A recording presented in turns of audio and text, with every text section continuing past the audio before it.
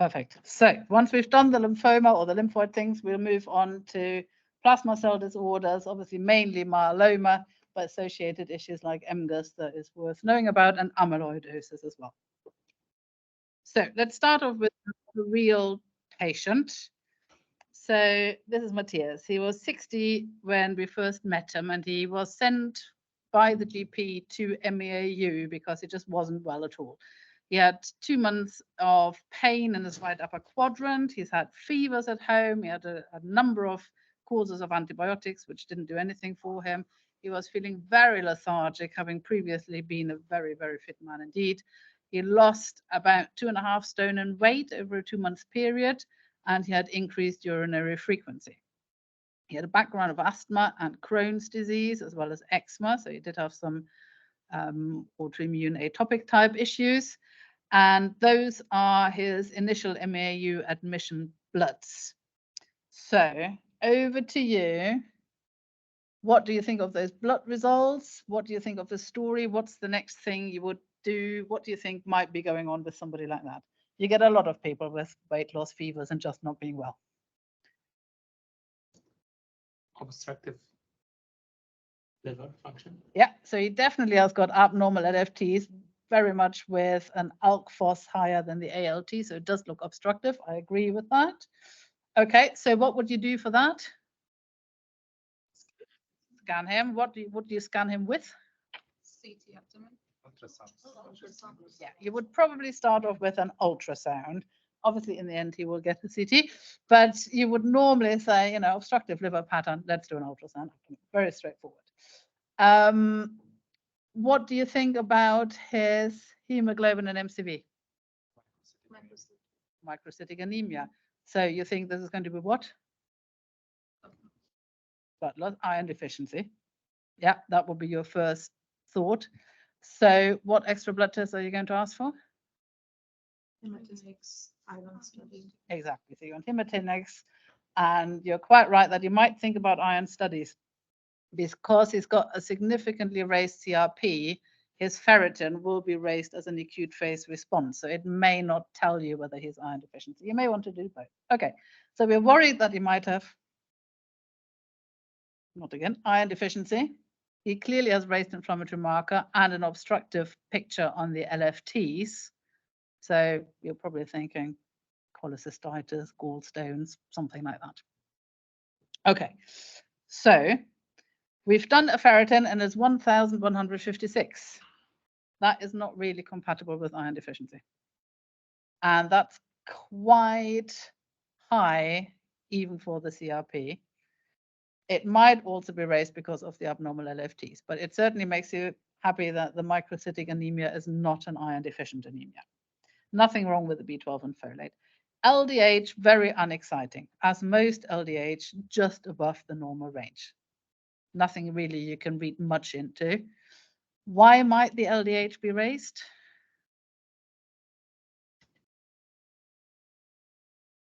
What kind of things give you a raised LDH? Hemolysis. Sorry? Hemolysis. Hemolysis could be, yeah. Could you get a microcytic anemia with hemolysis? He's bleeding.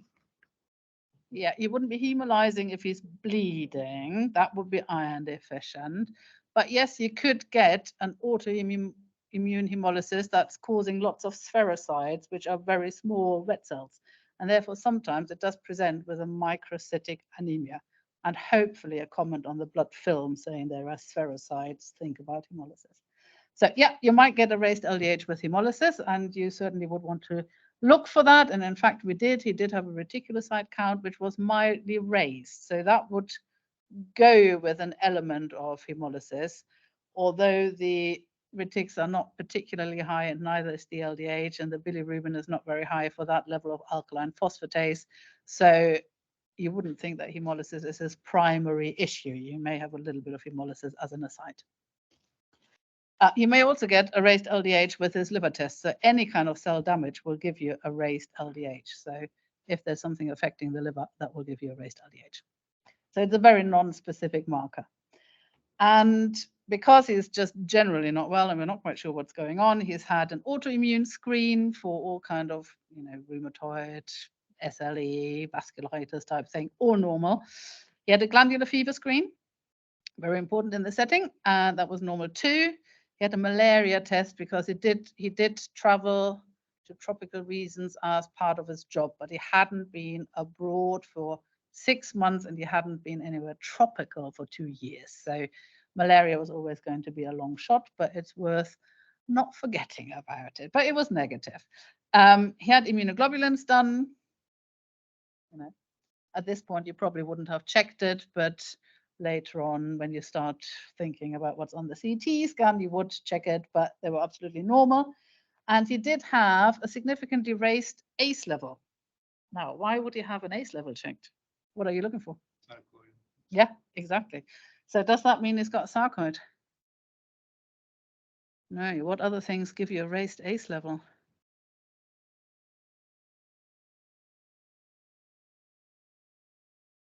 Lots of things, basically. You sometimes can see it in lymphoma as well.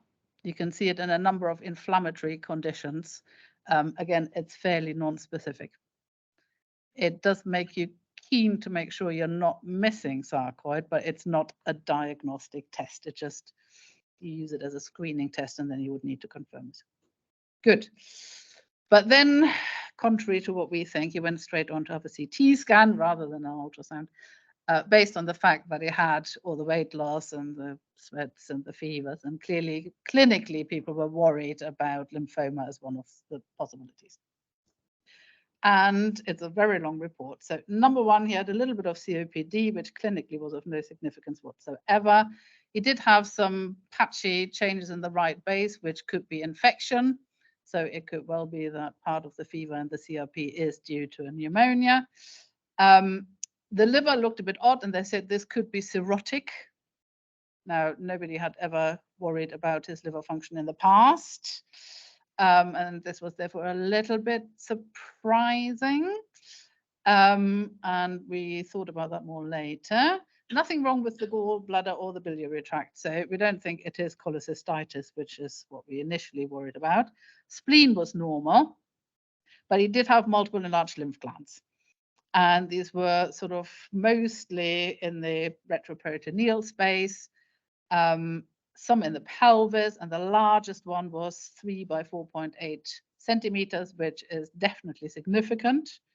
Anything above 1 centimeter would be considered potentially pathological. Anything above 2, you would definitely want to get a biopsy of. So something that's nearly 5 centimeters is definitely of interest. Didn't say anything about the bowels, and the rest of him was looking okay as well. So as always, they said there's lymphadenopathy, query lymphoma. So you're still on MAAU with this man. What's the next step? What? Yeah. So what in real life, the next step is e-referral to hematology. Okay. Let's assume you work somewhere where there's just no hematologist. What would you do then? Take them to a place that hematology. If not biopsy. Biopsy, exactly. If you're questioning lymphoma, you need a biopsy. And there is no hematologist in the world who will tell you something different. So by all means, refer him to hematology at this point, but at the same time, get a biopsy of that big node in his pelvis, which is accessible if you talk to interventional radiology. That was going to be my next question. So from MEAU, can we request? Yeah. Yes, we would love you to do that. Otherwise, it just causes a delay. And as I say, that you can't diagnose lymphoma without a biopsy. So you're always going to need a biopsy. And where to biopsy is usually a discussion with the interventional radiologist, not with the hematologist. It's what is accessible. And if you've got options, you go for the biggest one, the one that looks most abnormal. So luckily, the biggest one was accessible. So obviously, we are now worried that this might be lymphoma. Give me a differential diagnosis if he came in and we hadn't got all the other tests. So there's somebody who's got lymphadenopathy. What are you thinking about before you refer them to hematology? Glandular fever. Glandular fever, really important. Does glandular fever cause an isolated one-side lymphadenopathy, or is it a generalized lymphadenopathy? Yeah, absolutely. One of the viruses that causes a generalized lymphadenopathy can be quite significant, unusually, and can also result in splenomegaly, to the point that occasionally patients get splenic rupture because the spleen is so big with it. Excellent. What other things can cause a generalized lymphadenopathy? HIV, very good. Yeah, usually the lymph glands are less impressively big, but yes, it is usually generalized. You're absolutely right, and you should always test for it. TB, very good. That can cause localized as well as more generalized lymphadenopathy.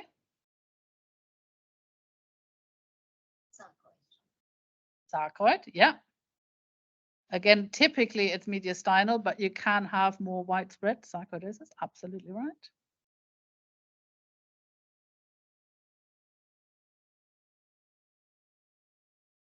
Probably the main thing. So some of the more involved viruses, and then as well as lymphoma, some of the other lymphoid malignancies. So ALL, CLL, all of those can cause a generalized lymphadenopathy.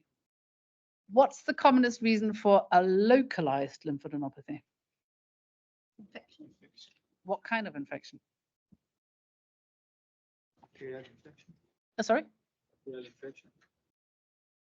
The bacterial infection. Yeah, I agree. So the most common one is a bacterial infection in the area where the lymph node is draining from. So if it's in the neck, look for dental problems. If it's in the groin, look for cellulitis. That's probably the commonest explanation.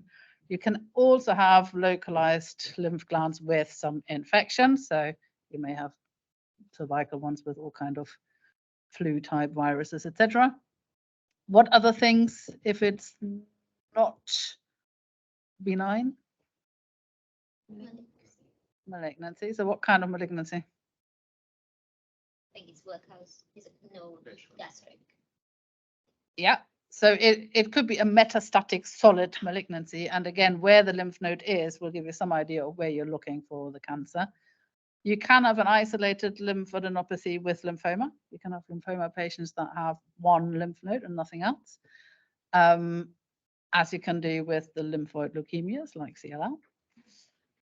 So the infective ones, you can usually get to the bottom of without a biopsy, but whether it's a metastatic cancer or it's a lymphoid malignancy, you will never know unless you've done a biopsy. And you can't assess it from the outside. So although we all think all lymphoma feels more rubbery and metastatic feels more craggy, you're not going to make a diagnosis based on that. So you absolutely need to have a biopsy. Perfect. So localized, as we said, pyogenic infections are the most common, some viral infections, some weird things, as well as lymphomas and metastatic cancer. And then the generalized one, more commonly viral than bacterial. Some of the less usual bacterial ones can do it, some weird fungal and protozoal things. Sarcoid. You can also see it with some of the rheumatological conditions. Usually it's a fairly subtle lymphadenopathy. So I don't think I've ever seen it more than 2 centimeters, but it might be somewhere between 1 and 2, just enough for people to start worrying about lymphoma. And then all the lymphoid malignancies. And occasionally you can have generalized lymphadenopathy with metastases. Perfect. So we are back to our man, Matthias. He's had biopsies done of an inguinal lymph node, and that shows Hodgkin's lymphoma. He's had a liver biopsy because we went back to the radiologist and said, liver cirrhosis, there's nothing to suggest liver cirrhosis. What's going on in there? So they said, oh, actually, we're not quite sure. We're going to biopsy it. And it turned out to be not cirrhosis. It was diffuse infiltration with Hodgkin's lymphoma, which of course is important for planning his treatment. If he genuinely had liver cirrhosis, there are certain chemotherapy drugs that you would not be able to give. So it's really important to know that. And then he had a bone marrow, which also shows Hodgkin's. And lastly, had a colon biopsy because of his previous colitis. I'm from the PGME department, and people who are listening to you from Ukraine, they are not able to see the slides. Maybe like now they can hear me, but they can't hear. That's very bad. I did. probably Sure, here. I did show it. I did show it. I did show it. Would you like please change it to the screen? Oh, is it the screen bit that works? Sorry. Yeah, because it's not, people are online saying they're not able to. Stop sharing that and start sharing something else. I do apologize. So you want window and then this one? No, it would be the other one. I've tried And this the one. screen. No, Sure. let's try that again. Can they see it now? I can see now. That's strange. I do that. I do apologize. Okay, sorry for the interruption. No, no, not at all. Technology, hey? Right. Okay. So because of his previous Crohn's disease, he also had a colon biopsy, and that just showed quiescent colitis and no Hodgkin's. So obviously he had a fairly dramatic presentation. He was ill enough to be admitted to hospital because the GP didn't know what else to do. What kind of symptoms would you normally expect in patients with lymphoma? B symptoms. B symptoms. What are B symptoms? Night sweats, weight loss. Okay. How much weight loss? More than 10%. More than 10% in the last 6 months, exactly. And with night sweats, you always have to qualify that it's drenching night sweats. If you ask somebody, have you got night sweats? They all say yes. And then if you say, are they drenching? Do you have to get up, change your pajama, change the sheets? They say, oh no, I just need to get a bit hot around the neck. So it's really important to clarify that because we get a lot of referrals for night sweats, which turn out to be nothing. Excellent. So you need to know about B symptoms. What other symptoms might the patient have? Obviously. Swelling. Swelling. of the They lymph notice a lot. Yep, exactly. So a lot of patients may have noticed a lump themselves, so they may have a lymphadenopathy somewhere. They may have an enlarged spleen to the point that they get abdominal discomfort or early satiety. That's not very common, but it does happen occasionally. They may present with recurrent infections because of the immune defect caused by the lymphoma. They may come with symptoms of anemia, in particular if there's heavy infiltration of the bone marrow. They may have an abnormal blood test that results in symptoms. So we are asking about the B symptoms. We're looking for lymphadenopathy. And as we said, you can't make a diagnosis unless you've done a biopsy. Staging system for lymphoma, I'm sure you know this from medical school, still different to any other cancer in the world. 4 stages dependent on how many lymph nodes, which side of the diaphragm, and whether it's somewhere other than a lymph node. So 1 lymph node group, stage 1, more than 1 on the same side of the diaphragm, stage 2, lymph nodes on both sides of the diaphragm, no matter how many, stage 3, and anything that's not a lymph node, which is involved, like the spleen, like the liver, kidneys, adrenal, lungs, we've seen it everywhere, would make it a stage 4. And that's the case for all the different types of lymphoma. So Hodgkin's lymphoma is, like almost all the other lymphomas, a B lineage tumor, but with very kind of abnormal B cells. So it took actually quite a long time for people to realize that these were B cells that cause Hodgkin's.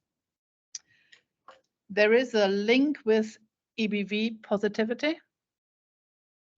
And that probably explains why Hodgkin's has got a preference for cervical and mediastinal lymph nodes, which is the entry port for EBV. However, the cells have reached a level of independence from the EBV, so you can't just treat the EBV and the lymphoma will disappear. Histologically, you get Reed-Sternberg cells, which look like that. They're kind of 2 nuclei with prominent nucleoli, look like owls' eyes, and probably feature in some exams. Clinically, typically the lymph nodes are painless, non-tender. If they're painful, you're looking for infection, not lymphoma. Tend to be asymmetrical. They tend to be firm, discrete, and rubbery. But as I said, you don't make a diagnosis of lymphoma based on how the lymph node feels. Predominantly cervical, bit axillary, not very common to just have inguinal lymph nodes. may affect the liver and the spleen, and about 10% have mediastinal involvement, which can cause SVC obstruction and pleural effusions. B symptoms are pretty common in Hodgkin's, more common than in non-Hodgkin's lymphoma. And as well as the usual B symptoms, they often have pruritus, which is definitely more common in Hodgkin's than any other type of lymphoma. All the books will tell you that they've got alcohol-induced lymph node pain. I'm waiting for the day when I can persuade a patient that that's what they have. So it's not as common as you would like it to be, unfortunately. And lots of people just feel generally awful. They're, weak, lethargic, can't eat, getting cachectic.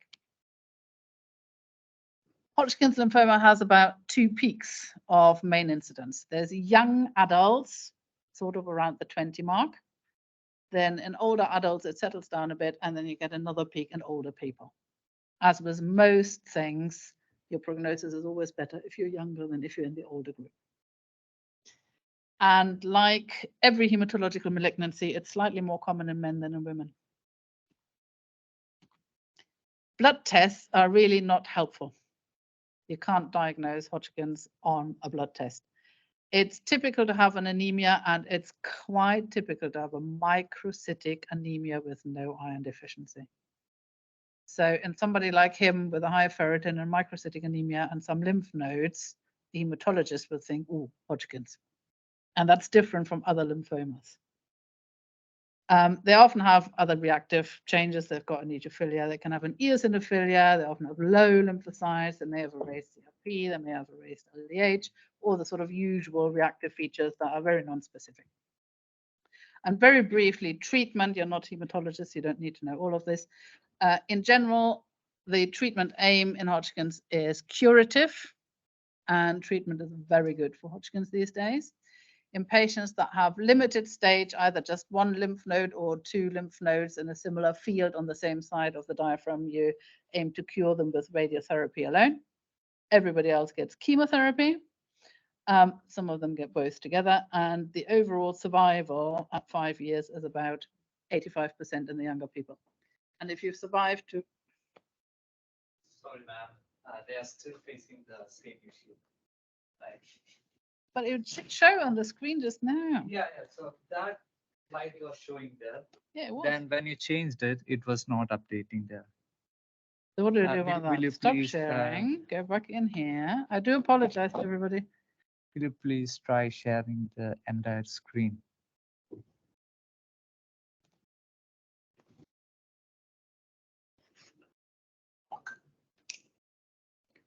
Okay. I will try that.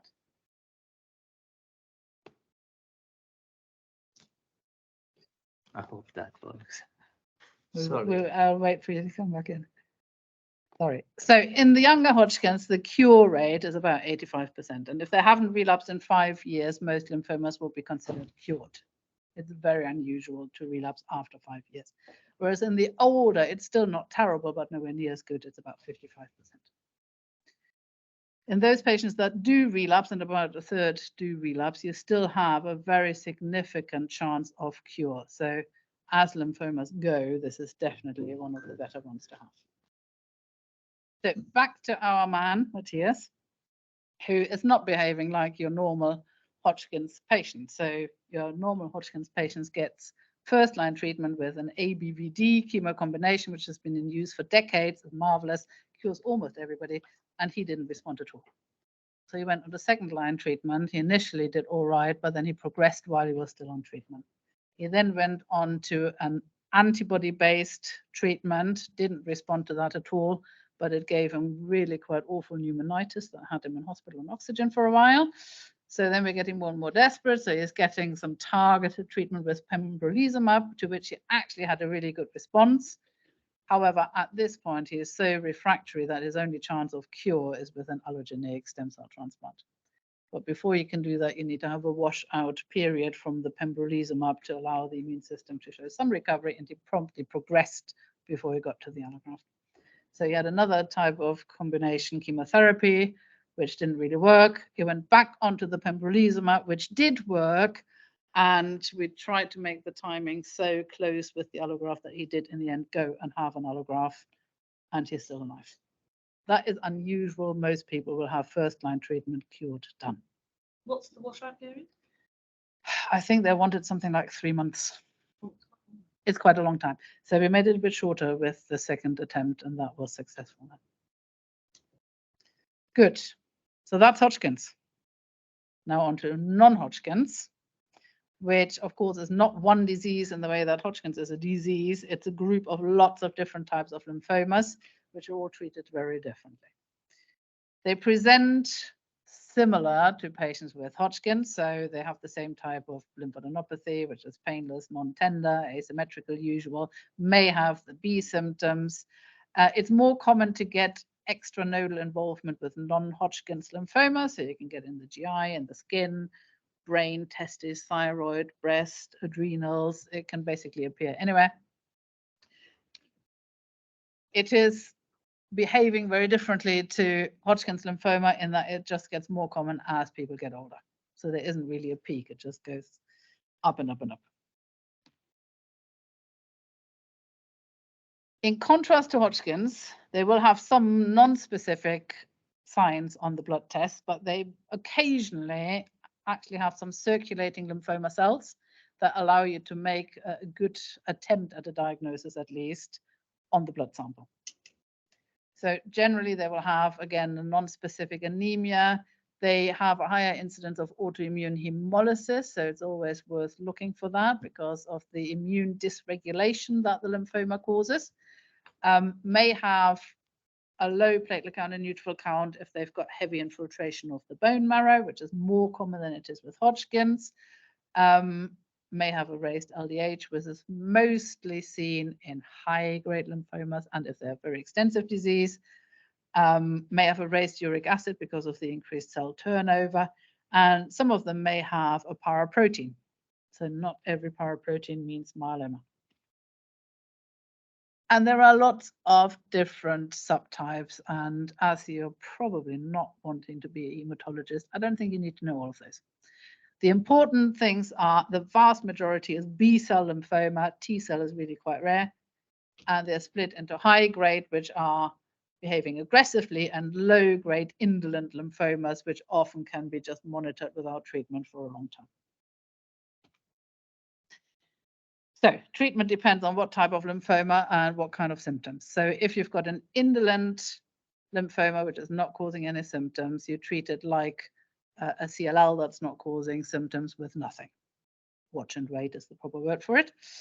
Unless they have one isolated lymph node group which is involved with the indolent lymphoma, because that's the only situation in low-grade lymphomas where you've got a chance of cure. So in that situation, you treat them with radiotherapy and you may be able to cure them. If they need treatment, it's chemotherapy and usually with immunotherapy. You've all heard of rituximab, CD20 antibody, which is useful for all the different B-cell lymphomas and is usually combined with chemotherapy. Despite aggressive and indolent lymphomas behaving very differently, overall the outcome is relatively similar. So with aggressive lymphomas, they present over a number of weeks, maybe 2 or 3 months, but not usually something that they say, oh, I had that 18 months ago. So they present quickly, but because of the increased cell turnover, it makes the cells more susceptible to damage with chemotherapy, and you're therefore trying to cure these patients. Whereas the indolent low-grade lymphomas present over months and months and months and months and months and months, very slowly, often don't need any treatment, but if they do need treatment, they are, generally speaking, not curable. You aim to control them rather than get rid of them for good. That's why in low-grade lymphomas, you wait for it to actually cause some symptoms before you give treatment. Early treatment doesn't cure the patient, and therefore doesn't warrant the side effects. But both have really good survival rates these days. So 5 years is somewhere between 65 and 80%.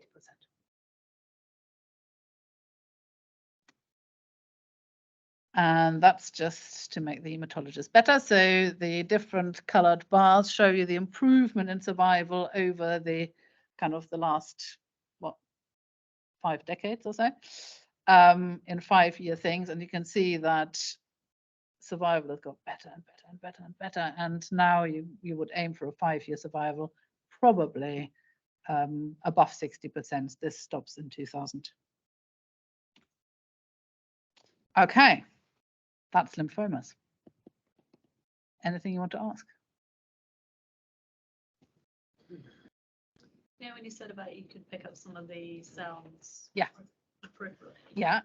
If, say, we were suspecting that we'd seen a patient in MEAU, is there a way that we could request for them to look like would a blood film help? Yes, and the laboratory would do that automatically. Oh, okay. So the automated machine blood count, which would show a lymphocytosis, and the machine would flag up that there are some abnormal lymphocytes. And the laboratory would automatically do a blood film. And they would give it to a hematology consultant to look at. And sometimes the morphology of the lymphocytes is fairly typical, so you can have a good idea of what you're looking for. Often you can't, and you would send the blood sample off for immunophenotyping, which will give you a much better idea of what kind of lymphocytes you're looking at. That doesn't mean that they then wouldn't necessarily need a biopsy as well. Lymphomas are tricky in that you can have more than one type of lymphoma in a patient. So low-grade lymphomas have a tendency to transform into high-grade lymphomas. So you often may find low-grade lymphoma on a bone marrow biopsy, but then there's one lymph gland where the cells have mutated and have become aggressive, and you suddenly get one big lymph gland, and you would need to biopsy that lymph gland to say, is that the same disease as you find in the bone marrow or not? And occasionally you get people that, for example, had Hodgkin's lymphoma that relapse with a non-Hodgkin's, and the other way around. So just because they had one type of lymphoma in the past doesn't mean that when they now get new lymph glands that it is the same type. That's why we keep going on about biopsies all the time. You sometimes are surprised that it's not at all what you thought, and it might be a completely different type of lymphoma. And because the treatments are so targeted these days, it will be treated completely differently, and that's why it's so important to know. Good. That's lymphomas. Let's do the lymphoid leukemias then. So as with lymphomas, there's lots of different subtypes, but some that you want to know about and others that you probably don't. So generally, there's acute and chronic, as with myeloid leukemias as well. Then it gets split, whether it's B versus T cell, and as with lymphomas, the vast majority is B cell. And the kind of the two that you do need to know about is ALL and CLL, whereas all the other ones mentioned on here, you would definitely want a hematologist to tell you what to do on that. So very briefly, ALL. Unless you're working in pediatrics, you're probably not going to see a lot of patients with ALL. It is the commonest cancer in children, but it is quite uncommon in adults. So it's a lot less common than acute myeloid leukemia in adults. The survival is very, very strongly dependent on how old your patient is. So childhood ALL does phenomenally well. 90% are now cured. The older you get, the worse it is. If you're over 60, then your chance of living 5 years is less than 15%. So it is a different disease in adults compared to children. And that's not just because adults are, older, frailer with comorbidities and you can't treat them properly. There are a lot of cytogenetic and molecular abnormalities that are different between children and adults, which explains why adults do so poorly with it. As I said, almost all lymphoid malignancies are B cells. Generally, if you've got a T cell malignancy, it's always worse than having a B cell one. And patients with ALL present the same way that patients with any other form of acute leukemia present, which is predominantly with a pancytopenia causing problems. So they're anemic and therefore they present with shortness of breath and tiredness. They've got low neutrophils and therefore present with bacterial sepsis, and they've got low platelets and therefore come with bleeding and bruising. In the lymphoid leukemias, there's a high chance of getting lymphadenopathy, which is not something you would expect in a myeloid leukemia. So 80% of ALL patients have got lymph nodes. and it's also quite common to have enlarged spleen or liver. ALL has a particular liking for the CNS, so it's quite common to get CNS involvement, often not at diagnosis, but at relapse. And therefore, the initial treatment has quite a lot of components aimed at protecting the CNS and preventing CNS relapse. And T-ALL often has a mediastinal mass, and that can present with SVC obstruction. So that's the incidence of ALL. You can see it looks completely different to any of the lymphomas. So it's all in the pediatric population, then there's hardly anything in middle age, and then there's a slight uptick in the elderly, which are the ones that then do really quite poorly. How do we diagnose ALL?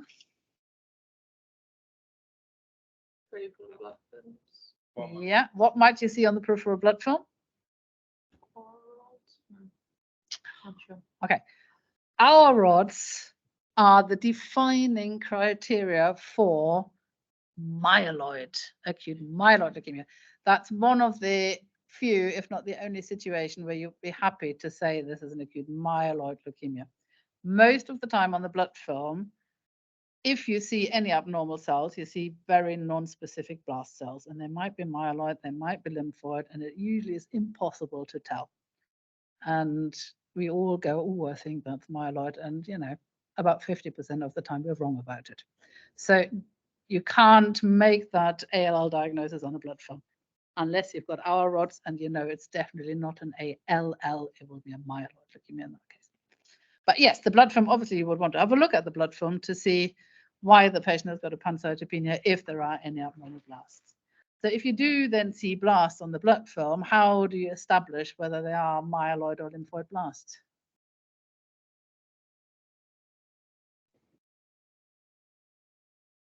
Biopsy? Of what? Bone Bone marrow. You would definitely end up doing a biopsy, but say it's like a Friday morning and you haven't done your biopsy, or this is a little kiddie that needs a general anesthetic and you can't organize it that quickly, but you have got blast on the blood film. What kind of test can you do on the blood that will tell you whether it's lymphoid?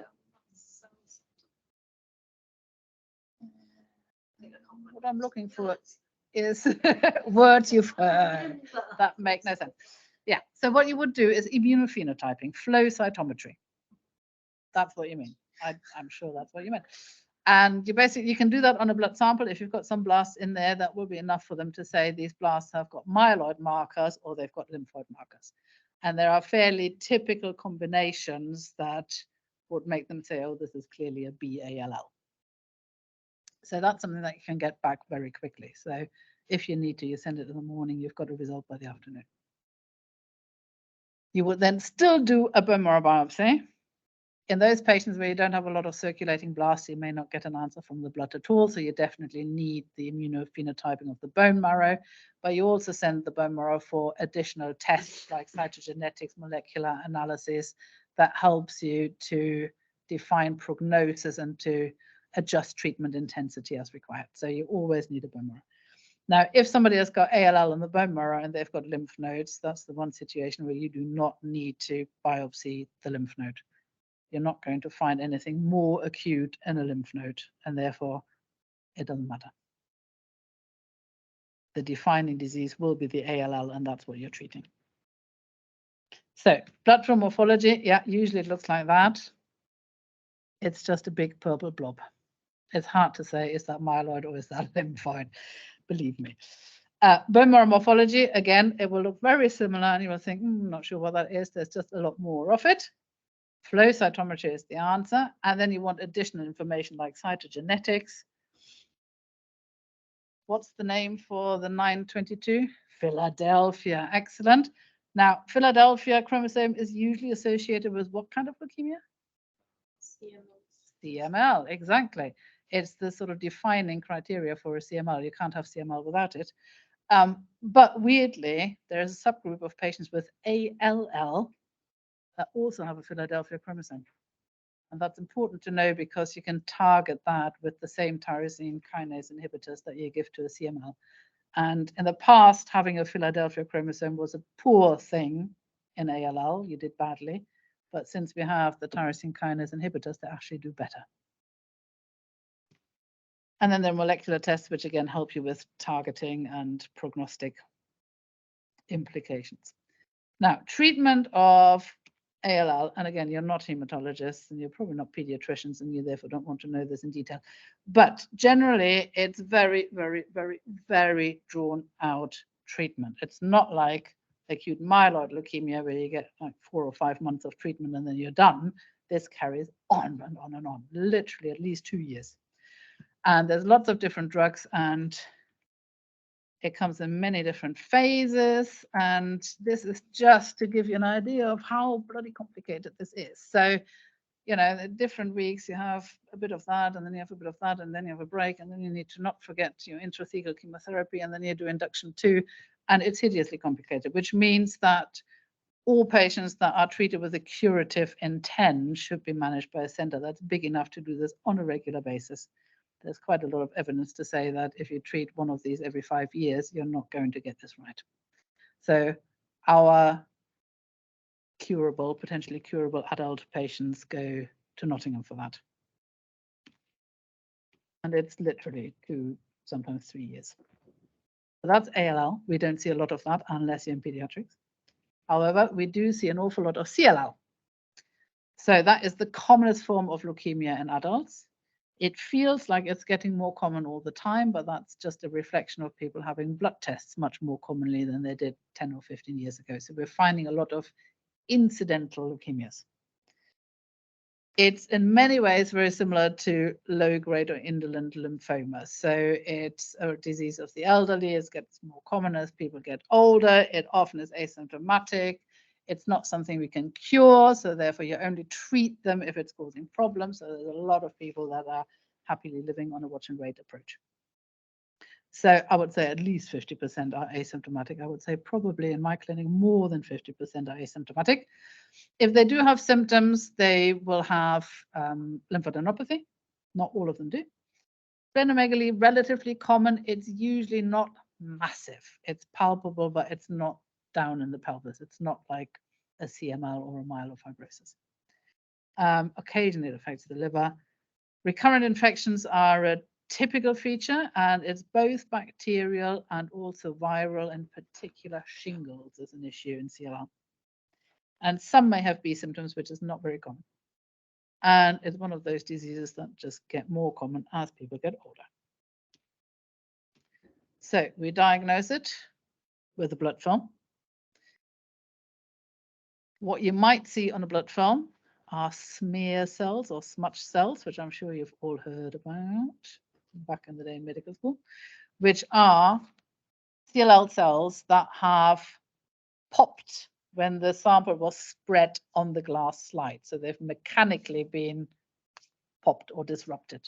And because CLL cells are more fragile than healthy lymphocytes, it's very typical to see it in CLL and not in somebody who's got normal lymphocytes. It's not diagnostic, but it does make you think about it. Otherwise, CLL lymphocytes look identical to normal lymphocytes.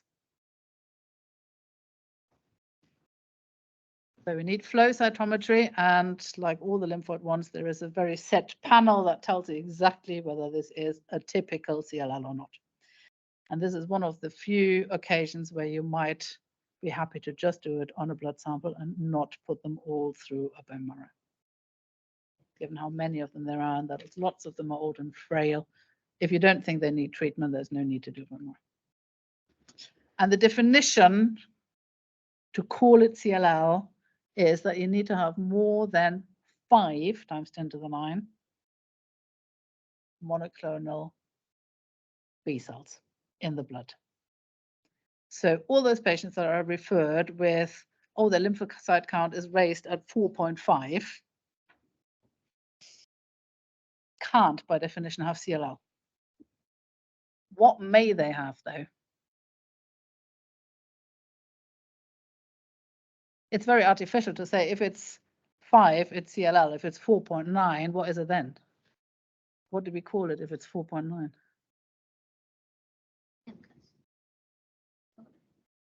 Say again? said MGUS, but It's the right thought, it's just the wrong condition. So in the same way that MGUS is the pre-malignant form of myeloma, there is a pre-malignant form of CLL, and that's called monoclonal B lymphocytosis, which is the MGUS equivalent for CLL. So it would show you a typical CLL population on the immunophenotyping, but it's not sufficient to call it an actual leukemia. And these people would be monitored in the same way that MGUS is monitored with a blood count once a year. So staging of CLL, of course, it's different from lymphomas. There are two systems in use. We mainly use the Binet staging, which has got a stage A, B, and C, which is predominantly based on what the hemoglobin and the platelets are like and how many lymph node groups are involved. You don't really need to know all the ins and outs of this. And then the alternative staging is with RI, which is based on very similar things. So again, it's hemoglobin, it's platelets, it's lymphadenopathy versus involvement of other organs like splenomegaly and hepatomegaly. So let's come back to a bit of real world here to put this into perspective. So this is Malcolm. Malcolm presented in 2001, which is now quite a long time ago, when he was 58. He had previous prostate cancer, had radical prostatectomy in 2008. Also, this was not previous, this was while we were following up. And as far as we know, he's had no recurrence since. And his original blood test showed a normal hemoglobin, normal platelets, and a white cell count of 25. Obviously, to a hematologist, a white cell count of 25 tells you nothing. You need to know what is raised. Is it a neutrophilia or a lymphocytosis, or is it blast? So he had a lymphocytosis. He had no palpable lymphadenopathy, and he had no liver or spleen palpable. We did send his blood for immunophenotyping, and it was a typical CLL phenotype. So he's 58, he's got lymphocytosis with nothing else. What are we going to do with him? Monitor, watch and wait. So there's no indication for treatment. So we watched and waited him. So this was 2001. Then we get to 2015. So we've done 14 years of very regular watch and wait for this man. He's been fine. But now suddenly his lymphocyte count is increasing. So it was previously around 20. It's now 90. He's a little bit anemic. Platelets are still okay. But now he is getting lymphadenopathy and it's growing in the axilla and the cervical area. And certainly the one in the axilla is reaching a point where it's just a bit uncomfortable for him. And we can now feel his spleen. So do we think we need to treat him now or not? Yeah, I agree. Although the hemoglobin is not at a threshold that would make him a stage 3 that definitely requires treatment, he is a progressive stage B. So he's now got progressively worsening lymphadenopathy. And you know that that sooner or later will cause problems. So you do need to get on and treat him. Absolutely right. But at this point, he's now 71. Obviously, he's got older. His kidney function is not great. And that made him not suitable for what was the standard treatment back then, which was fludarabine. So he went into a trial where he luckily got the experimental arm, which involved an anti-CD20 antibody, which is a stronger one than the rituximab, and a tablet chemotherapy called venetoclax, which has revolutionized CLL treatment, I would say. This is the first drug ever that has been so effective that it's caused tumor lysis syndrome in CLL, which until that point, we've always said, don't worry, it doesn't happen in CLL. But this can cause cell breakdown like that the initial people actually died of tumor lysis. So it comes with a lot of monitoring, but it's an ever so effective drug.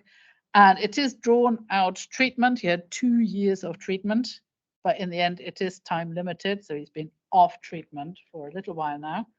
And that's his lymphocyte count, which was hovering somewhere around the 100 mark. He got 1 dose of the antibody and his lymphocyte plummeted literally from one day to the next and have stayed around the bottom ever since. And he's finished his treatment, what, 6 years ago? And he's still in a complete remission. So he's done ever so well. So he was diagnosed 22 years ago. That's CLL for you. So if they've got stage A or a non-progressive stage B, you don't do anything. If they're beyond that, then you treat them with whatever you want. In the past, it mainly was traditional chemotherapy, then with antibodies. And now we favor the very targeted, molecularly targeted drugs, like the venetoclax, which is a BCL2 inhibitor, and things like ibrutinib, which are Brutus kinase inhibitors. And the outcome and the tolerability of the treatment is so much better than it has been in the past. And you can treat quite elderly and frail people with things like ibrutinib without any problems. The only way to cure CLL is with an allogeneic transplant. I can't remember the last time we sent somebody for a transplant, because the outcome with the drug-based treatment is now so good, it's very hard to justify the added mortality and morbidity that comes with an allogeneic stem cell transplant. So prognosis generally pretty good. However, there are some patients who really don't do as well as you should do. And many of those have a P53 mutation, which makes them resistant to the more traditional chemotherapies. So most patients you would expect are going to live at least 5 or 10 years with a HIT diagnosis of 72. That's not too bad, I think. And usually they have a really kind of long drawn out, nice period where things behave well, and then they acquire a P53 mutation and things go very badly from that point. And there's an increase in new diagnoses with no increase in death. So that's partly people having more blood tests and we just diagnose them really early, and partly the better treatments.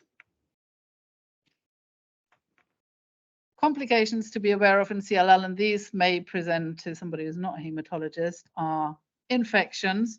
These patients can have a really severe suppression of the immunoglobulins. So they may well come with bacterial infections, pneumonia being high on the list. As we mentioned, shingles and herpes simplex are particular issues in patients with CLL as well. And usually when we first see them, even if they go on a watch and wait, we do explain that if you get anything that feels like shingles, you need to see your doctor, you need to have acyclovir, and we would offer all these people the non-live shingles vaccine. You would not want to give them the live shingles vaccine because they can actually get vaccine shingles because of the severe reduction in immunoglobulins.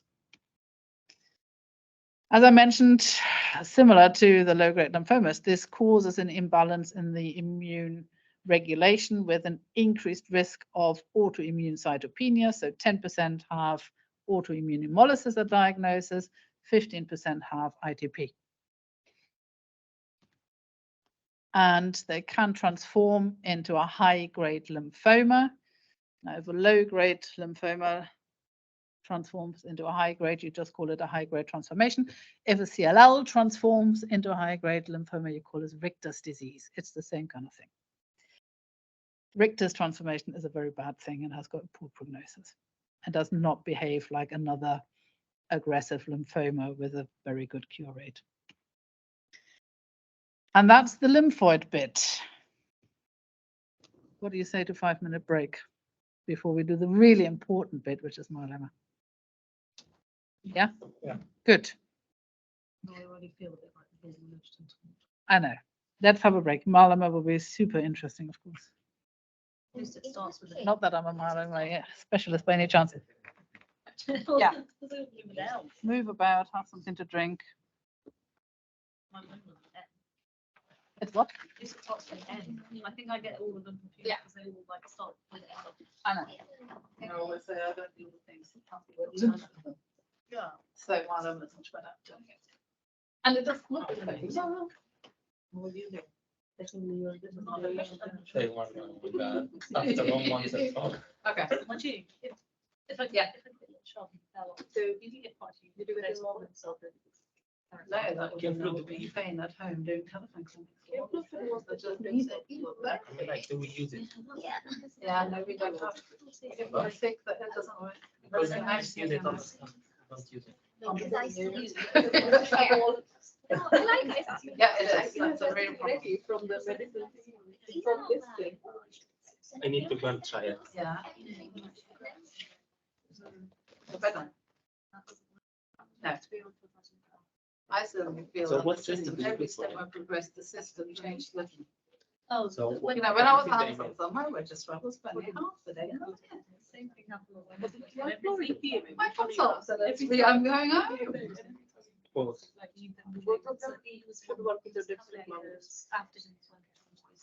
I have the same. Yeah.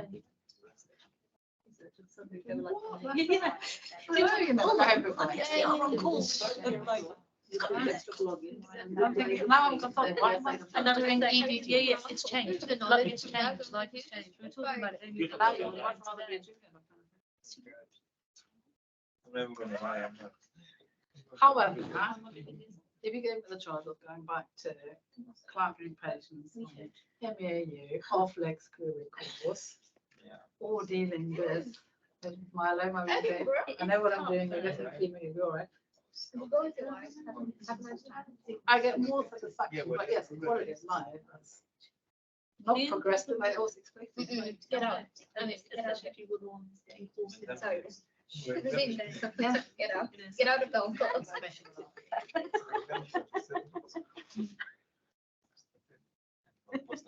Careful what kind of jobs you take, so you don't end up being. Yes. the doctor doing Yeah. all the things that nobody wants to do. Get out. Yeah, that is Email them.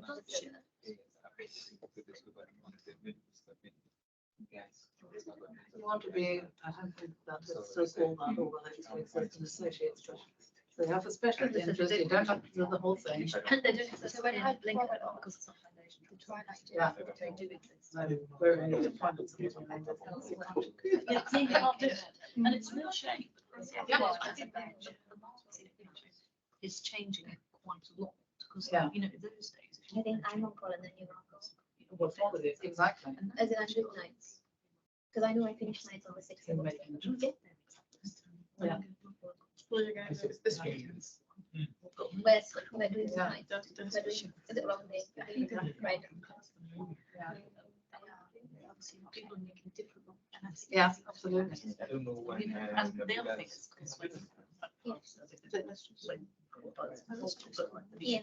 Yeah. Ask them to do that. Like some other Yeah. consultant. Yeah. Like, There's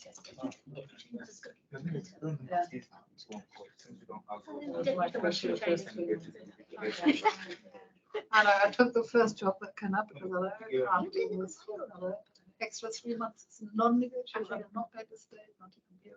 Yeah, you can look at that's If I fine. could be a Look consultant. at living is like living is not. You can look at Yeah. my room. Live house for your money. You can look at online. Oh. I mean, I don't know You could about imagine the that. consultants, but all the junior doctors, you can look at their room online. So how can this semester? Mm.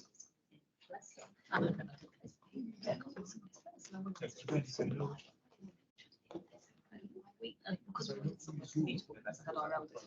Yes.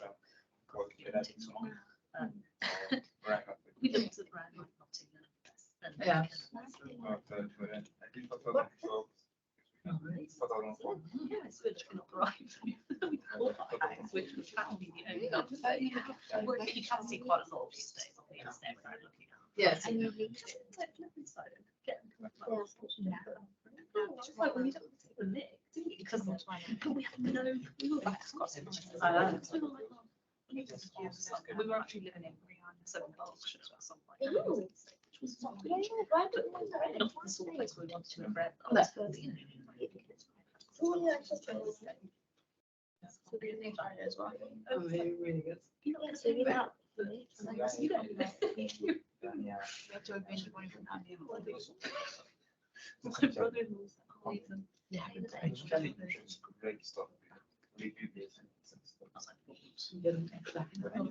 was like, yeah. I said, I've got a parking fence as well. I was like, good work. Good work. I was like, Yeah, that certainly scores very highly. On that. yeah, definitely. Good school. Yeah. Robert Gordon scores.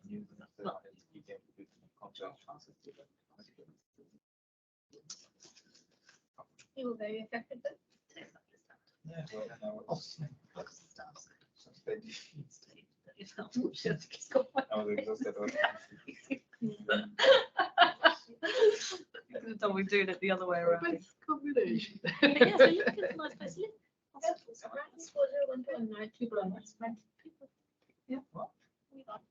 Apparently 401 isn't it? But you're not considering a career in hematology. Every time I do it, So- consider food. X. Some would have liked to, Yeah, but then or I had a really terrible. by tomorrow, I'm I not think I've one done to the shift touch then. and oh god. And Where that's else what would I'm you saying. see? It's sort of. Once you've got So your I went to I didn't go So I to think, so I, because I was the lessons, we did on lessons, yes, Dr. Syndrome's. Right, well, how do you do? What? Yeah. I just was like,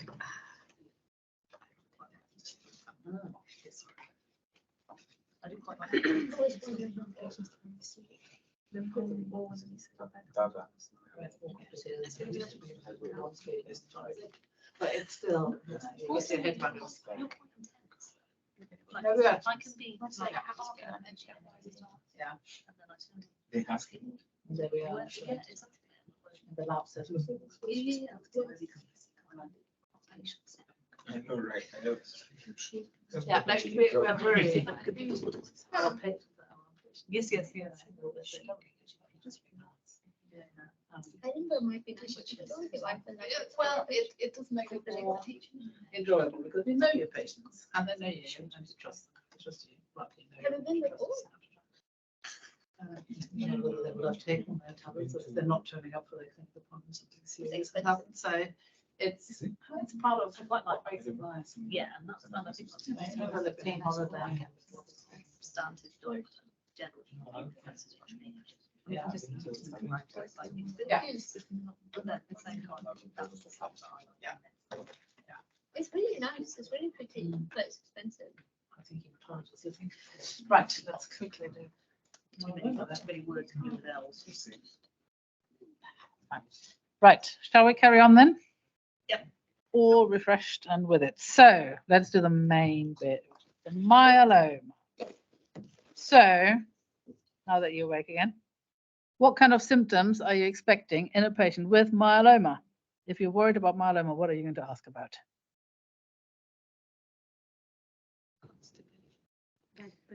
Constipation is a good idea. Why are you asking about constipation? Hypocalcemia, Hypercalcemia. Very good. What other symptoms might you get with hypercalcemia? psychosis. Yeah. Pains. Yeah. Abdominal pains, constipation, nausea, confusion, very common confusion. Okay, so you're looking for signs of hypercalcemia. You volunteered back pain. Somebody volunteered back pain. Very good. In patients that do have symptoms, back pain tends to be the most common.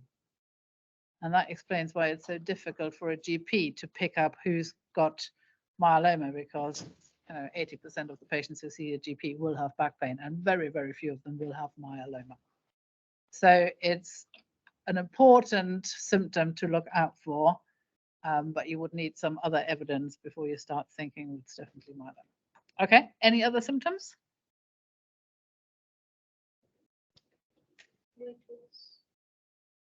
No. Very, very, very uncommon to have weight loss with myeloma. Weight loss is usually seen in the more aggressive lymphomas, so the high-grade lymphomas and the Hodgkin's.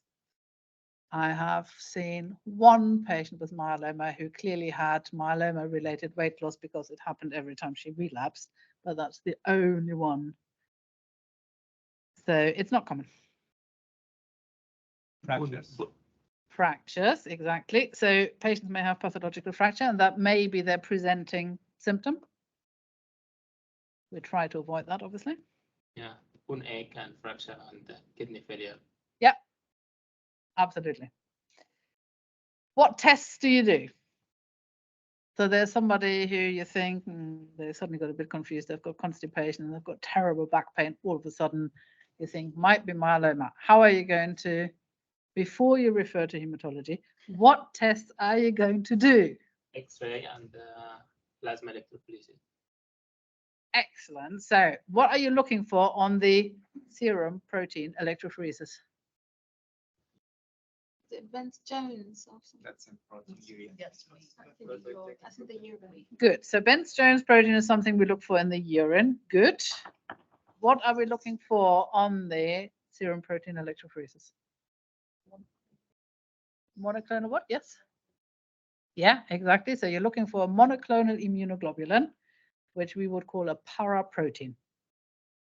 Sometimes in the past called an M protein for monoclonal protein. So that is a monoclonal immunoglobulin you can see on the serum electrophoresis. The Bence-Jones protein are light chains that have been filtered in the kidneys and have appeared in the urine. The reason why we did Bence-Jones protein in the urine is that in the past we couldn't look for light chains in the blood. So the only way to find light chains was in the urine. Now we've got a very good blood test for serum-free light chains. Bence-Jones protein has gone out of fashion a little bit. So we can get a very similar information from a blood test, which is much easier. So you're looking for a paraprotein and you're looking for abnormal light chains. X-ray of what? Of skull. Yeah. So in the past, when we were looking for bone disease with myeloma, we did a skeletal survey, which was basically plain X-rays of most of the bones. These days, we prefer to do a whole body MRI because the sensitivity is that much higher than with an X-ray. So you pick up changes much sooner. But if you happen to do an X-ray for other reasons, you may find the lytic lesion on an X-ray, absolutely. Okay. What other blood tests? We've done a serum protein electrophoresis. We've done light chains in the serum. LDH. Yeah, what does the LDH tell you? Damage to the cells. Yeah, we do usually check an LDH. You're absolutely right. It's not part of the main prognostic system that we use. There is a revised version which does include an LDH, but it's less important than it is in a lymphoma patient. Calcium. Calcium, we want to know because we're worried about hypercalcemia. Absolutely. So we need a calcium. What else?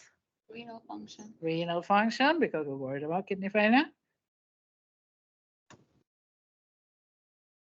Blood count for anemia. Blood count for anemia. So now we've gone through the CRAB criteria that you might have vague memories from the olden days. So C for calcium, R for renal function, A for anemia, B for bone disease.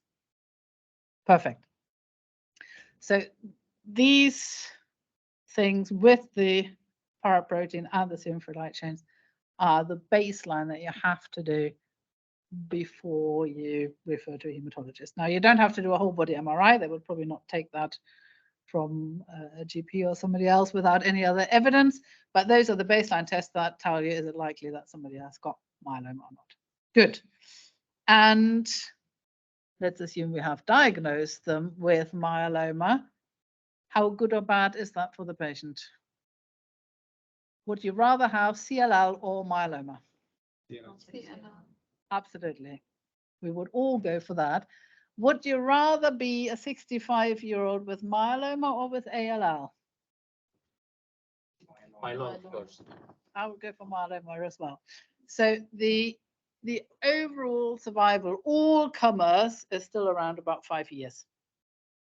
But that includes the 97-year-old that is too frail to have any treatment, and it includes younger people that have more intensive treatment and then have a 10 or 15-year period of remission with no treatment. So it's very widespread in myeloma, but average is about 5 years as a baseline.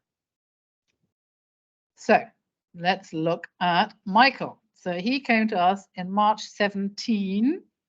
That's 6 years ago now.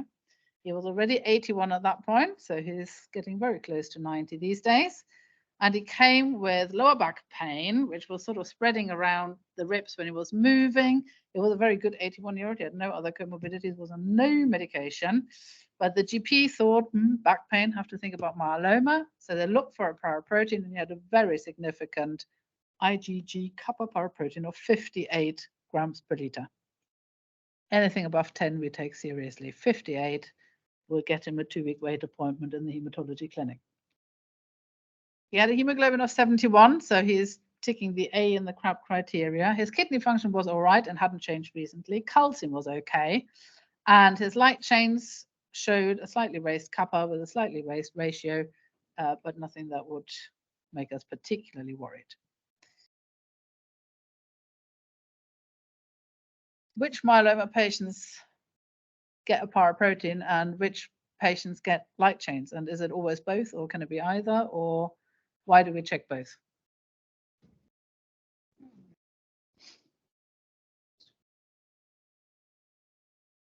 Complicated. So about 75% of myeloma patients will have a paraprotein, so a complete antibody. About 60 to 70% of those patients will also have abnormal light chains. So the clone, the plasma cell clone that produces the abnormal antibody produces excess light chains that go along with that antibody as well. So they've got an IgG kappa paraprotein and they're making extra kappa light chains. All our plasma cells make a few more light chains than heavy chains, and therefore we all have light chains in the blood. And usually we've got an equal balance of kappa and lambda.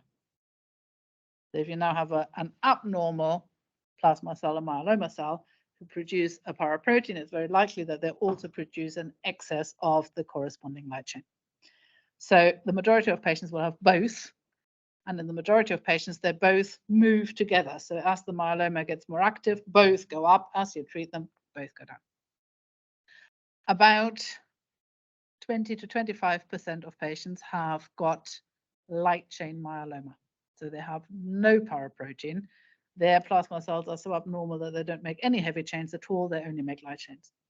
And if you only do serum protein electrophoresis, you might miss them because light chains don't show up on there unless you've got a huge amount. That's why you always have to look for both. So we can consider paraprotein as a heavy chain of the. So the paraprotein is a complete antibody. So it's got the two heavy chains and the two light chains. You remember the Y-shaped molecule that makes an antibody. So either we have the complete antibody or just light chain. So you can have either or, but a lot of patients have both, a paraprotein and the abnormal light chains. And his light chains Are abnormal.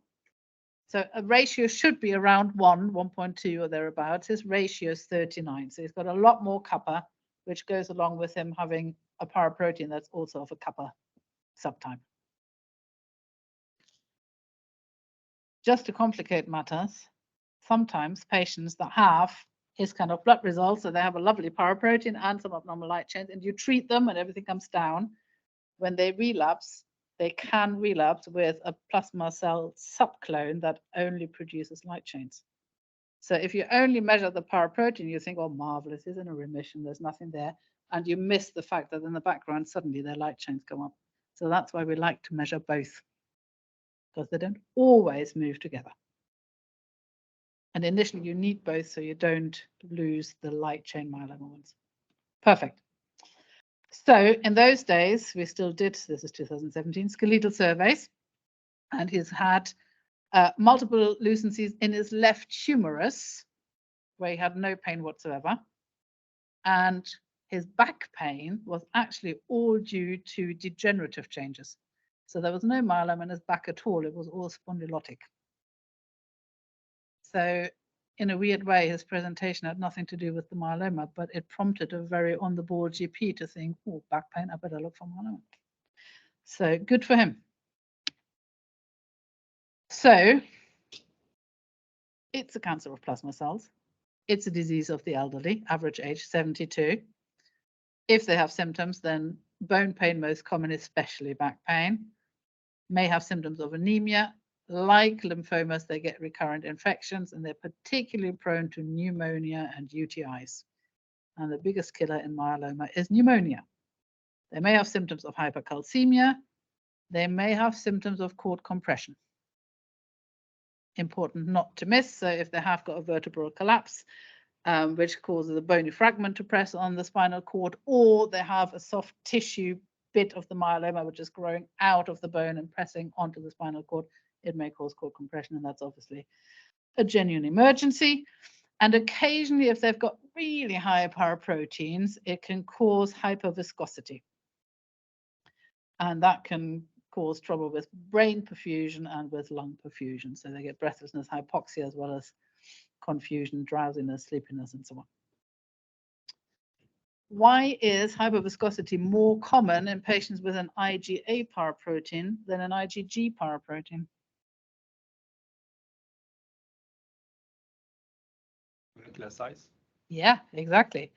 So an IgA molecule lives as a dimer. So two IgA molecules always stick together, whereas an IgG molecule is a single molecule. Worst is IgM, which forms pentamers. And that makes it a huge molecule. So you can get hyperviscosity with an IgM paraprotein with relatively low readings, whereas an IgG of 58 is unlikely to cause issues. It's getting close, but it probably wouldn't. If that was an IgA, you'd be very worried. If it was an IgM, you would probably send them for plasmapheresis straight away. So it's important to think about it, especially in the ones that don't have an IgG. Perfect. So that's the incidence, very similar to CLL and low-grade lymphomas. It just gets more common as people get older.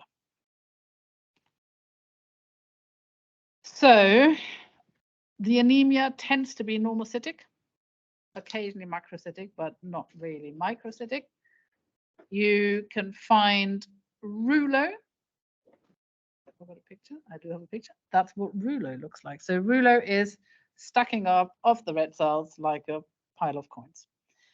And what causes rouleau?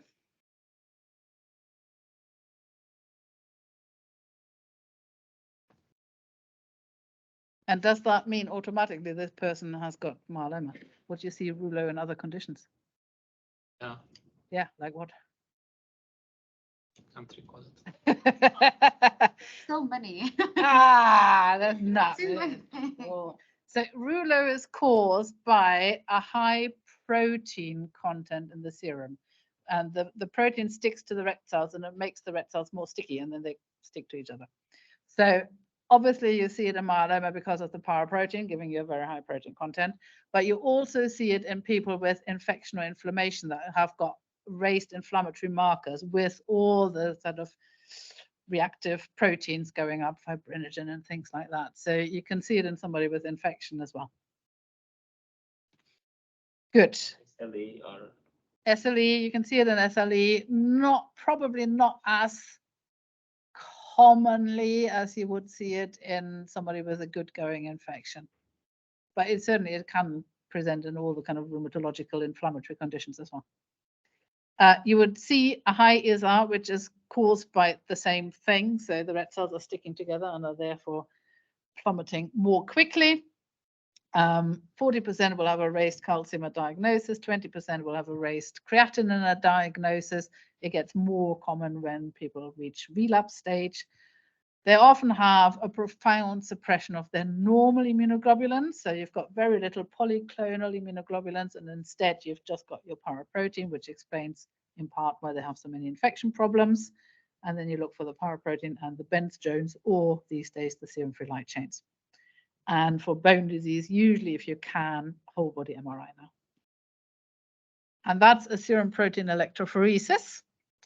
So the immunoglobulins are living in the last part where this one has got the M spike paraprotein, and your usual pattern would be a kind of slight rounded hill here, not a huge narrow peak. And that's the skull X-ray that we were looking at. So this is the typical pepper pot skull with lots of little lytic lesions, some bigger lytic lesions in the skull, which is very typical for myeloma. I have to say that we do diagnose patients earlier than we did in the past, so you don't see this as often as you used to. And the lytic lesions in the skull are diagnostically of interest, but from a symptom perspective, don't cause any issues. So they don't cause headaches or anything, or pressure on the brain or bleed or anything like that. Do we need to scan it if we have confirmed like paraprotein or? So if you've confirmed a paraprotein, you then need to assess A, whether they've got myeloma, and B, what kind of organ involvement. So yes, you would always have to do a scan in these patients to say, have they got bone disease, yes or no. And there are some people where the presence of bone disease is the only myeloma defining symptom that then requires treatment. Obviously, Michael had a hemoglobin of 71, so he also had anemia and therefore clearly had myeloma that required treatment. Oh, and the actual biopsy is a bone marrow biopsy diagnosis, where you can look at the plasma cells and you need to have at least 10% and they need to be monoclonal. Good. So treatment for myeloma, I'm not going to burden you with all these fabulous new drugs we have. Generally speaking, it's a disseminated cancer. It's not like oncology cancers that start in one place and then spread somewhere else. These cells naturally circulate throughout the body and the bone marrow, so you always have widespread disease, unless you're one of the very few people with an isolated plasmacytoma, which is like a localized form of myeloma, quite rare. So therefore you need treatment that gets everywhere, and therefore you use chemotherapy. As with all the other hematological conditions, it's more and more targeted treatment and therefore better and better tolerated. Radiotherapy for pain control of bone lesions, for cord compression, obviously urgently, and post-operatively after fractures or prophylactic pinning. Surgery really only for fractures or things that are imminently going to fracture. So back to Michael, who's 81. So we started him on what was our first line treatment in those days, which was a Velcade-based treatment. And he really didn't do with that at all. He had basically no significant response. Very worrying. We then changed him over to a thalidomide-based treatment, which we liked to do in those days. And he did really well. He achieved a complete remission. He finished his treatment in May 18, but it didn't last long. He relapsed less than a year later. And then he went on to a tablet-based treatment with something called lenalidomide and did really quite well with that. So he got about 18 months out of that with a very good response, but then he progressed and he's gone on to fourth line treatment. And that was in November 2020 and is still on it. And he's still in a complete remission. So he's been going for 6 years. The one who was already 81 when they were diagnosed. And although he is now very nearly 90, he's tolerating the treatment really well. So these treatments are effective and well tolerated, and they're getting better and better. However, beyond this treatment, it will be difficult to find something else to treat him with. So he is sort of on the last option we have. So survival, like so many things, age dependent. The older you get, the less well you do. The difference between the young patients and the old patients is not as marked as it used to be. These days, really the only difference in treatment is whether they're fit to have an autologous stem cell transplant with their own stem cells, which is a very safe procedure. We used to do it for patients up to 60, then it was 65, now it's 70. If you've got a fit 72-year-old, you might send them. So most patients get through that, and it adds a little bit of remission duration. However, none of these things are curative, and patients will not die with their myeloma, they still die of their myeloma. So it's still a terminal condition in the end. So myeloma obviously is the bulk of the plasma cell issues. Just before we discuss the other two, something that's worth mentioning so that you don't call the hematologist about this. There's a lot of people who have a polyclonal increase in their immunoglobulins. So the globulins are raised, the IgG is raised, the IgM is raised, the IgA is raised, everything is raised, and the electrophoresis says no paraprotein. That is a reactive phenomenon. That's not a sign of a plasma cell issue or a hematological problem. So we see it obviously in sort of chronic inflammatory problems. So anything that activates your immune system will increase the production of immunoglobulins. We see it in liver disease, where it often is an increase in IgA rather than the other subtypes.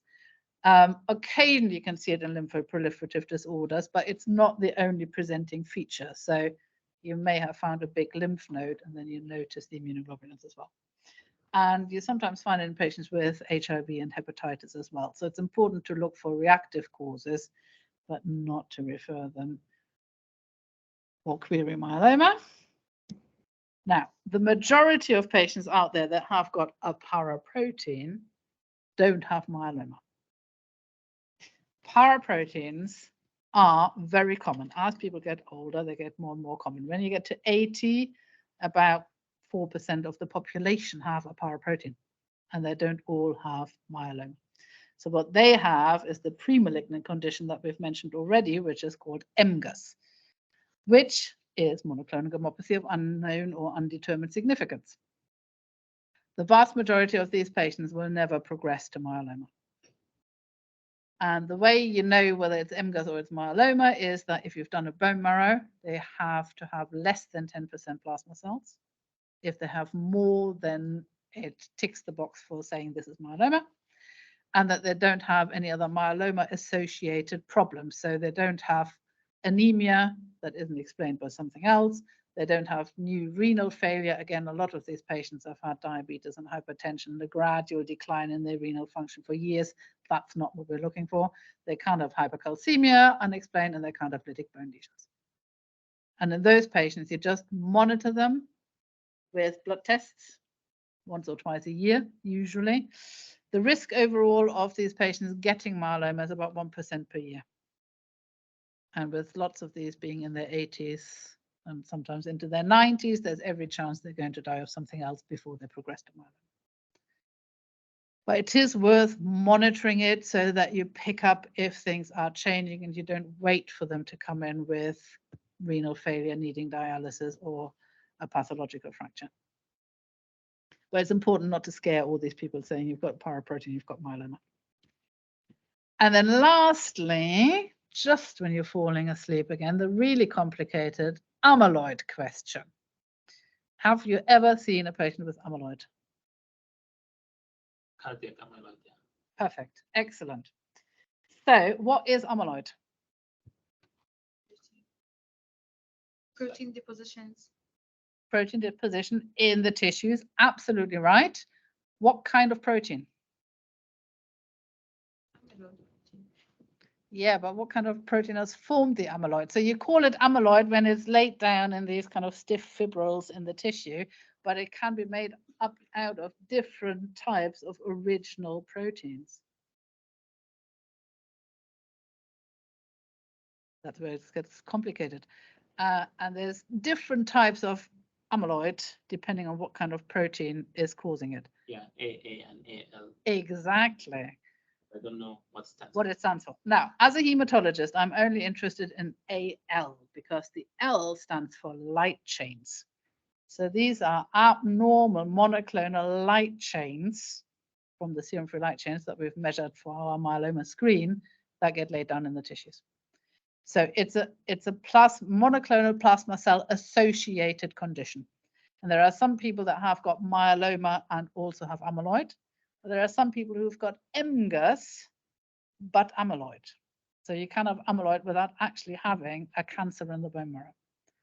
But because it is caused by the monoclonal plasma cell population, you treat it the same way as if they had myeloma. So whether they've got cancer or not, if you've got amyloid, you're going to treat it like myeloma.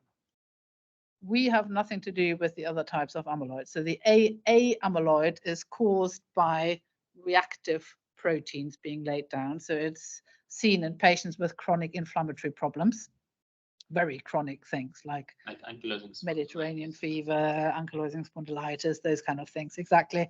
And then there are some that are related to genetic abnormalities, which I can't tell you anything about. So we're interested in the light chain ones. So these are AL amyloid patients. And the problem with amyloid is A, that is rare, and B, that it can present in lots of different ways through lots of different specialties. And because people in those specialties will only see an amyloid patient once every 10 years or so, it's so easy to miss. So the things to look out for is what all the books will tell you are the top two things. So they will talk about panda eyes causing bruising around the eyes due to the vessels being very fragile with the amyloid being laid down in the vessel wall. I have never seen anybody with panda eyes. So it's one of those things that mainly lives in the textbooks.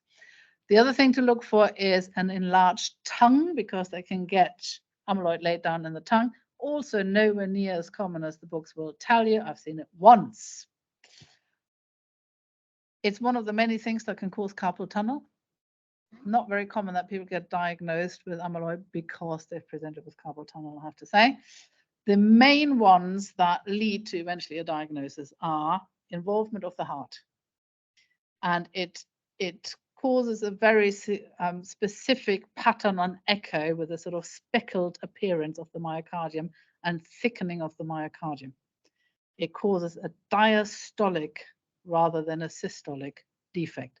And that's because the amyloid stiffens the heart muscle so it can't relax. It can still pump, but it can't relax, and therefore they get a diastolic defect. It also disrupts all the electrical conduction, so arrhythmias, sudden cardiac death are all quite common things in cardiac amyloid. Number two, probably the commonest, kidney involvement. And although it can cause renal failure, the more common presentation is nephrotic syndrome. And if you've got somebody with nephrotic syndrome, you have to look for light chains to make sure it's not amyloid. And of all the different specialties, the renal team are very on the ball and they don't miss an amyloid patient as much as other people do. So nephrotic syndrome is the very typical renal presentation of amyloid. And you can also get involvement of peripheral and autonomic nerves, so they get peripheral neuropathy. Non-specific, so it can be motor, it mainly is sensory, it tends to be numbness, pain, the way that most peripheral neuropathy will present. It's hard to clinically tell it apart from diabetes-related neuropathy, for example. Autonomic neuropathy usually causes trouble with severe postural hypotension, to the point that people literally pass out every time they try to stand up.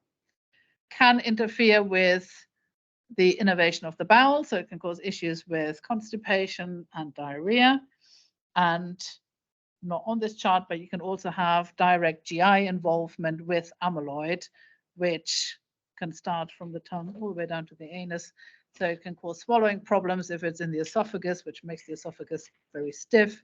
It can cause early satiety if you've got it in the stomach. It can cause bleeding because of the vessel fragility, malabsorption, bloating, all kinds of issues. So it's a very varied disease. Sorry.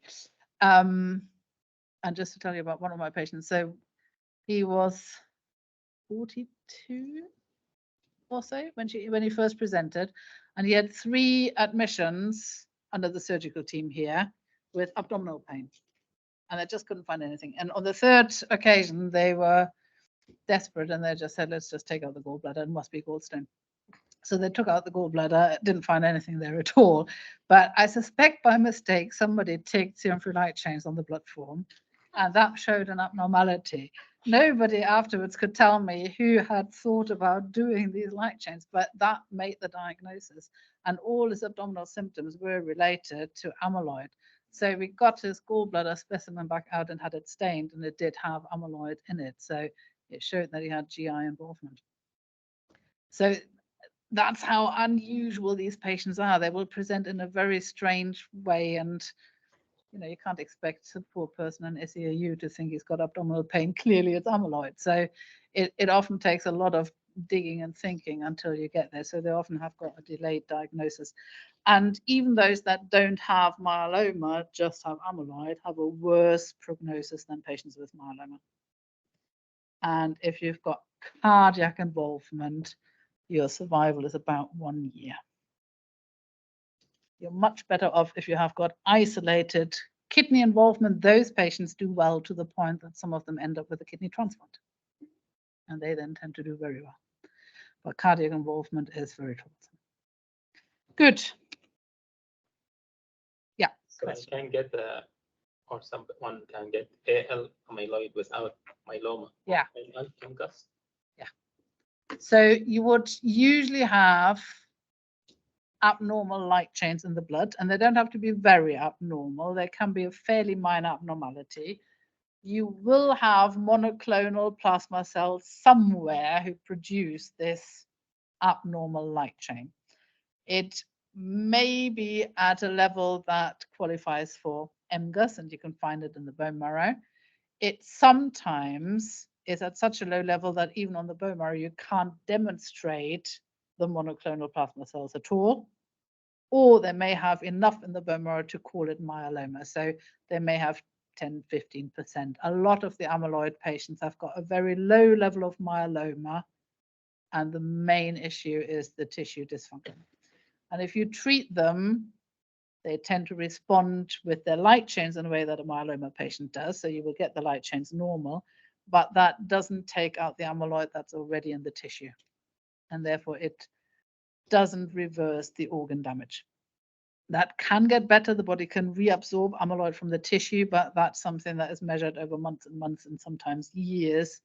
And usually patients with cardiac amyloid just don't live long enough to reach that point where the cardiac amyloid gets better. Not a great disease. Okay, any other questions?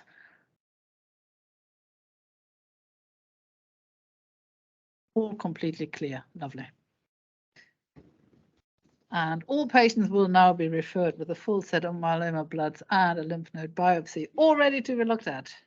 Thank you. Perfect. Thank you very much.